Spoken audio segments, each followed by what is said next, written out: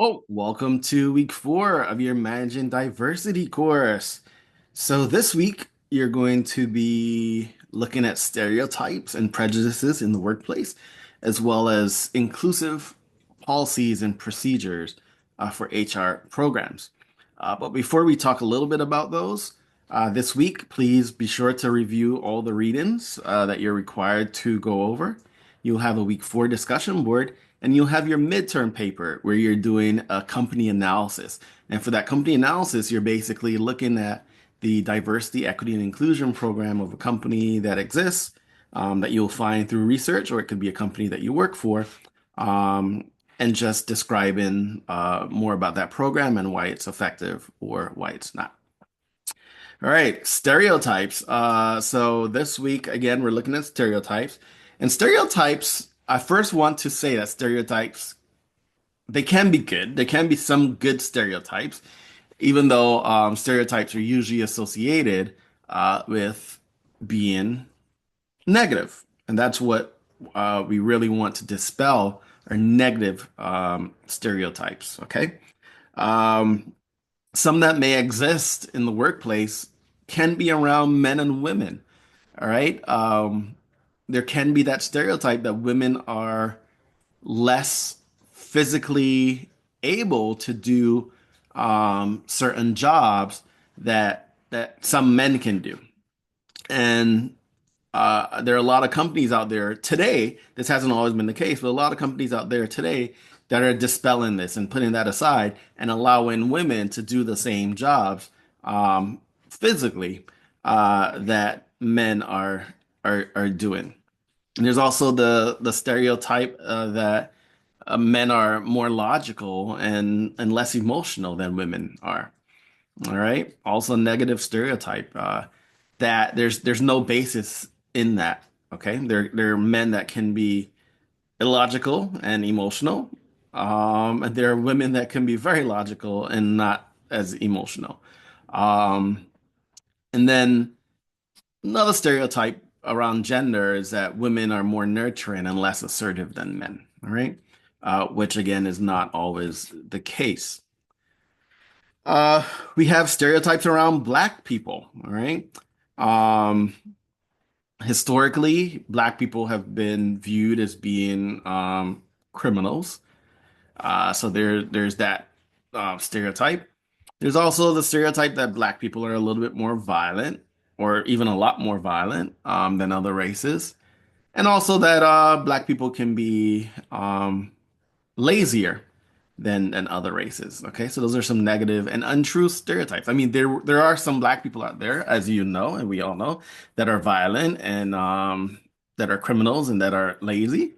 But there are also white people, or they're Asian people, or they're Mexican people. There are people from all races that are violent, that can be lazy, or that can be criminals. So this negative association or stereotype with black people is not, it should not be a brushstroke characteristic of all black people, but sometimes that is the perception that exists within the workplace. We also have age stereotypes. So a lot of times older people are seen as less tech savvy and less resistant to change. Okay. And that's not always the truth. There are some young folks that are not as tech savvy or not, especially with the digital divide and the lack of technology in certain, um, you know, low income areas. All right.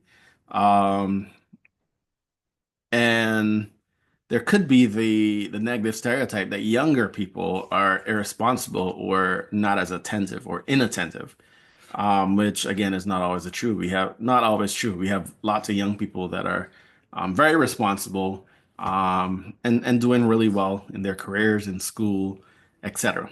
Okay. Um, and then there are cultural stereotypes as well. So certain countries or regions are often associated with specific behaviors or traits. So those are some negative stereotypes that when you think about a particular identity in a workplace, so you think about a black person in the workplace, because these negative traits and characteristics have often been historically associated with that particular race, um, it may unconsciously be in our minds, and we may be looking for it unconsciously uh, in those certain employees. And that is something that we need to dispel. We need to treat each person as an individual and hone in and foster and build the skills that they bring to the organization, and then work with them on any skills that they need to nourish or that they need to develop. Okay. And then I also want to talk about some inclusive practices. There are some inclusive practices in the workplace. There are lots of inclusive practices that can be implemented. But because this is a short lecture, I'll just talk about three. The first that I want to talk about is um, pay. All right. We know that historically there have been pay disparities in America between races, between genders, um, between even age groups. All right. And so, one of the inclusive practices to make people feel included and to eliminate that wage gap barrier would be no negotiations in pay. Now, I know that can be tricky. These are some things to consider. There are other factors that need to go into implementing these types of policies, but these are policies that are that can work, and I've seen them work in some companies. But for example, folks coming into a certain role, let's say you're hiring for a an entry level position, instead of allowing folks to negotiate their salary, you just give a salary and say, hey, everybody starting in this role makes $100,000 a year. Okay, it doesn't matter if you're male, female, white, black, Asian, German, Russian. It doesn't matter. It doesn't matter if you're transgender. It doesn't matter if you're um, Jewish or Christian, none of that matters. The point is, we've determined that you have the skill set to come into the company, and this is going to be your starting salary. And that will help eliminate some of the pay disparities because we know that there are certain populations, research has shown, that don't negotiate as well. So certain groups of people start out with higher salaries for the same position, the same skills, the same work. All right. So that's one inclusive practice that companies can leverage. Another one that I've seen and that I really like is the same leave policy for parents. Um, and again, there are some technicalities and some considerations that need to go into this because a woman giving birth definitely needs time to heal from that experience because childbirth is not an easy experience to go through. However, we also need to consider when it comes to baby bonding leave, which should be separated from healing from childbirth. Um, there could be a father, all right? There could be a father um, that is taking care of a child solely. And I say that because that is my case. I am a single dad taking care of my baby, who at the time of this video is 7 months old.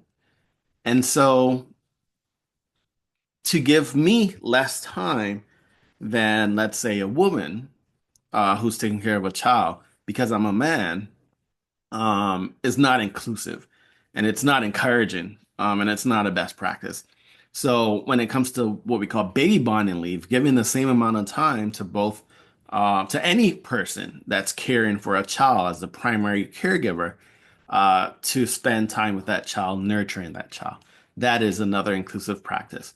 And again, I think baby bonding leave should be separated from medical leave for women so that from the birthing experience, women have the adequate amount of time to heal from that process. And that is leave that I, as a man, I don't need because I did not give birth to a child. Okay. And then the last one I'll talk about is just the fair distribution of work. Um, we all know that within companies and within jobs, there are just certain tasks and certain things to be done that are more high visibility. And I use this word loosely, but can be seen as sexier. And so just making sure that everyone has opportunities to contribute to high visibility work, to contribute to high impact work, to contribute to very meaningful work. So don't just put women to do administrative jobs and men to present to the board of directors, for example. Everyone should have a fair shot at doing any tasks that need to be done within the organization that falls within their scope or that they're capable of doing, of course. All right. So you won't just give an entry level data analyst um, the role of reporting into the board of directors, for example, unless that person's ready for it, of course. If they're ready to do it, sure, why not? Um, but given the workers the appropriate work for their skill sets and for their level within the organization, but not discriminating within those certain levels of work, right? So, thank you so much for listening to this week's lecture.